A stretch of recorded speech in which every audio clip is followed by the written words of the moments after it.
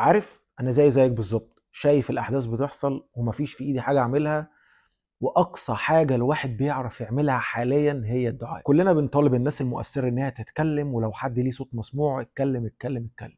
بس لو جيت فكرت فيها كده بالراحه، هتلاقي ان الناس دي اصلا عارفه عنك كل حاجه. الناس دي عايشه جواك وعارفه كل حاجه في حياتك. بص كده حواليك هتلاقي كل حاجه بتستخدمها وبتعتمد عليها في حياتك اليوميه هتلاقيها بتاعتهم، بدايه من الموبايل، الاكل، الشرب، كل حاجه حرفيا بتاعتهم. ولو مش مصدق افتح كده اي ابلكيشن من اللي بيعرفك الحاجات المقاطعه المفروض ما تشتريهاش ايه، ودور وشوف هتلاقي كل حاجه حرفيا في حياتك، اكل شرب هدوم. والموبايل اللي من خلاله بيعرف كل حاجه حواليك وبيطلع بناء على الاعلانات اللي انت بتشوفها.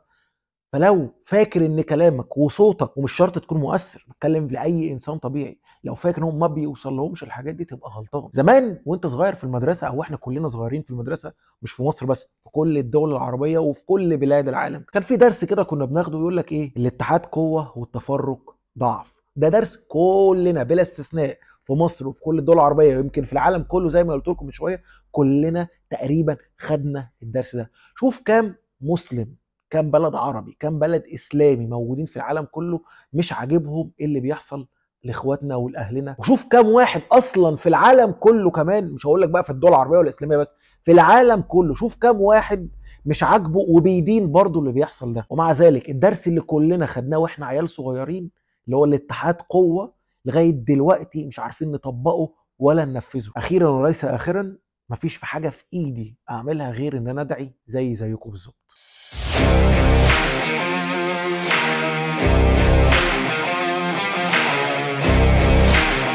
طيب، السلام عليكم. ايه الاخبار يا جماعه؟ عاملين ايه؟ يا رب دايما تكونوا طيبين وبخير، يا رب دايما في افضل صحه، ويا رب دايما في افضل حال. طيب، في اهلاويه ولكن مش كتير قرروا ان هم ينتقدوا القرار بتاع مجلس اداره النادي الاهلي اللي هو الانسحاب بتاع مباراه القمه، ولكن اغلب الاهلاويه كانوا بيشنوا هجوم كبير جدا على اي اهلاوي معارض لفكره قرار مجلس الاداره بالانسحاب من ماتش نادي الزمالك. من ضمن الناس اللي كانت معترضه وشايفه ان الكلام ده غلط من مجلس اداره كان كريم رمزي، اللي هو الاعلامي اللي بيقدم برنامج رقم 10 في التلفزيون المصري. والراجل يا عيني من كتر الهجوم اللي شافه ومن كتر الهجوم اللي حصل عليه من الاهلاويه بعد انتقاده للقرار، لما صدق ان في واحد اهلاوي كل الاهلاويه مجمعين عليه هو الكابتن سيد عبد الحفيظ، لما طلع امبارح شبه انتقد القرار بتاع مجلس اداره النادي الاهلي، في عيني بيتشعلق فيه ويقول: ادي سيد عبد الحفيظ اللي كلكم كاهلاويه مجمعين على حبه بيقول نفس الكلام اللي هو كريم رمزي يعتبر قاله. وفي اخر كلامه بيقول الخلاصه اللي قالها كابتن سيد عبد الحفيظ، ان الاهلي بعد الازمه الاخيره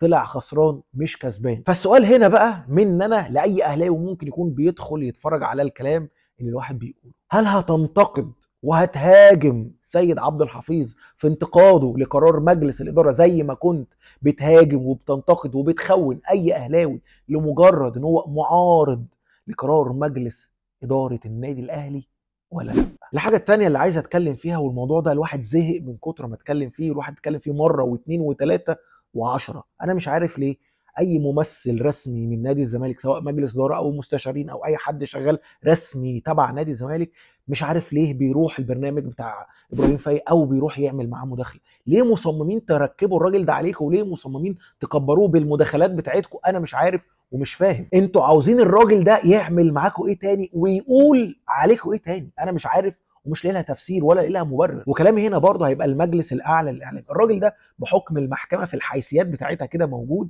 ان الراجل ده ضلل الراي العام، وان هو تعمد اجتزاء الحديث الصوتي علشان يضلل الراي العام ويغيره من مساره. وده مش كلامي، ده حيثيات الحكم اللي اتحكم عليه بيه.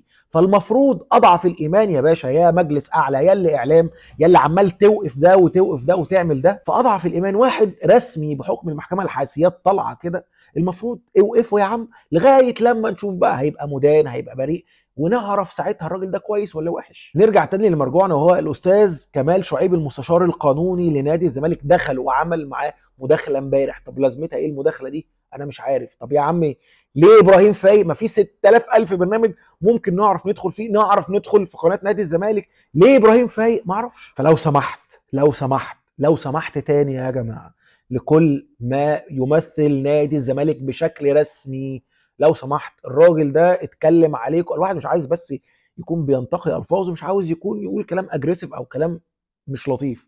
الراجل ده يا جماعه قال عليكم بما فيه الكفايه، وكان بيشكك في المكسب بتاعكم بتاع اول ماتش في الدوري بشكل مبالغ فيه، سواء هو او الناس اللي شغالين معاه زي واحد زي احمد عبد الباسط ده. فانتوا عاوزين ايه تاني يحصل عشان تقرروا ان انتوا تقاطعوا البرنامج بتاعه؟ لو سمحت احترموا الجمهور شويه وقطعوا البرنامج ده لو سمحت. اخر نقطه واخر حاجه الواحد هيتكلم فيها وهي القصه بتاعه دي، اللي حتى الان انا ما اعرفش ايه اللي هيحصل فيها، او حتى تصوير الفيديو اللي انا بكلمك فيه ده انا ما عنديش اي خبر يقيني اقدر اجزم لك بيه، ولكن كل المؤشرات، والكلام ده مش كلامي، بتقول ان هو اقرب للنادي الاهلي. هل الكلام ده صح الكلام ده غلط؟ الله اعلم، ما عنديش اي معلومه. ولكن خلينا ننقل لكم من امبارح للنهارده اغلب الناس اتكلمت وقالت ايه على القصه بتاعت زيزو، وكده كده رايي هقوله في فيديو لوحده، ولكن لما تتضح الرؤيه ويبان انا كده كده الراي بتاعي. لو عايز تعرفه تابع اللايفات او الفيديوهات بتاعتي وجمع الكلام بتاع زيزو كده جنب بعض، فهتعرف رايي ايه في القصه دي. وخلينا ادي لك نبذه كده سريعا. انا رايي ان كل الاطراف في غلط، ولكن الغلط الاكبر هو على مجلس اداره. لكن خليني اقول لك مثلا كابتن اسماعيل يوسف امبارح قال ايه. كابتن اسماعيل يوسف بيقول الكره حاليا في ملعب زيزو، واللي عرفته الزمالك مقدم ليه عرض تاريخي علشان يكمل. الزمالك حاليا مستني زيزو هو يقدم له اكتر حاجه ممكنه، واللي عرفته ارقام ما حصلتش قبل كده، وهو اللي هيحدد مصيره. ده الكلام بتاع كابتن اسماعيل يوسف. عمرو اديب برضو كتب تويت امبارح عن نفس القصه، بيقول الموضوع بقى واضح، اللي معاه فلوس اكتر وجاهز هياخد زيزو، لا تكلمني عن الفالنه ولا الكلام الفارغ ده. وبسم الله ما شاء الله في نادي معاه فلوس من هنا للسما، بيجيبوها منين مش مهم، جاهزين وحاضرين يشتروا زيزو وحسام عبد المجيد ولو ناصر منسي كمان. وفي الاخر يقول لك الاهلي كله من اولاد النادي. واللي اتكلم برضه في القصه بتاع زيزو امبارح هو كابتن سيف زاهر. قال لك ايه بقى؟ قال لك موضوع زيزو الزمالك بيقرب فيه، ومش معنى كلامي انه خلاص قاعد في الزمالك، لكن الزمالك بكره اللي هو على النهارده يعني في قاعده مع زيزو وموفر فيها 50 مليون جنيه للاعب و27 مليون جنيه لوالده، ووديعه كمان 100 مليون جنيه لحفظ حقوق اللاعب. ابو زيزو بيدور على اللي يحفظ حق ابنه، وده ما اقدرش الومه فيه. اللي بيحصل دلوقتي في موضوع زيزو هو احترافيه. ممكن يكون حصل جلسات مع والد زيزو من الاهلي، ولكن لسه ما فيش اي امضاء رسمي. والد زيزو دلوقتي يهمه الفلوس عشان يضمن حق ابنه في الثلاث سنين اللي الزمالك عاوز يجددهم للاعب. بكره جلسه هنشوف اللي هيحصل فيها. هنشوف لو بكره الاتفاق ما تمش وارد جدا تلاقي والد زيزو راح يخلص الناحيه الثانيه او اي نادي بره. دي ثلاث اراء امبارح اتقالت في القصه بتاع زيزو. واحد شايف انه اقرب لنادي الزمالك هو كابتن سيف زاهر، ان هو مجهز له 50 مليون جنيه وهيحط له وديعه ب 100 مليون جنيه عشان زيزو يضمن فلوسه في السنين اللي جايه، وجهز لابوه ال 26 مليون جنيه اللي هو كان عاوزهم عموله. ده كلام كابتن سيف زاهر. كلام كابتن اسماعيل نفس القصه، رايح برضه في نفس الاتجاه، ان الزمالك عامل عرض تاريخي لزيزو وان الكره دلوقتي في ملعب زيزو. اما كلام عمرو اديب يبين لك او يقول لك ان القصه رايحه الناحيه الثانيه، ان القصه دلوقتي فلوس بس، والفلوس كلها موجوده في النادي الاهلي. في اجتماع النهارده المفروض مع والد زيزو، ده الكلام اللي بيتقال وبيطلع، ولكن في كلام تاني طلع ان اللعيب اساسا في المنيا في بلده ومش هيجي ومش هيحضر الاجتماع ده. ايه اللي هيحصل؟ الله اعلم. في اجتماع النهارده الله اعلم. زيزو هيجي يقعد الله اعلم. زيزو هيجدد الله اعلم. زيزو هيروح الناحيه الثانيه الله اعلم. كلها اجتهادات من الناس. في ناس بتاكد ان هو راح ومضى وخلص في النادي الاهلي، وفي ناس ثانيه بتاكد ان هو ما راحش وما مضاش وما خلصش في اي حته. ولو فاكر ان زيزو حتى لو مضى وخلص هيروح يقول لحد انا مضيت انا خلصت وكل حاجه، تبقى غلطان. لان انا عندي معلومات وكلام كتير قوي في القصه دي، ولكن زي ما قلت لك مش هقول الكلام دلوقتي لان مستني اشوف ايه اللي هيحصل. واكتر حاجه ممكن تزعلني في انتقال زيزو الناحيه الثانيه، بعيد ان هو لعيب جامد وفنيا وهيفرق معاك والكلام ده كله على عيني وراسي، بس سهل تجيب لعيب تاني. مش دي الازمه الوحيده. انا ازمتي الاكبر في التوقيت بتاع انتقال زيزو للنادي الاهلي، ودي زي ما قلت لكم هنتكلم ونفرد فيها مساحه اكبر للكلام، ولكن في فيديو تاني لوحده لما نعرف المصير والقصه بتاع زيزو او وجهته المقبله هتكون فين، لان ده هيتوقف عليه كلام كتير قوي الواحد ممكن يقول.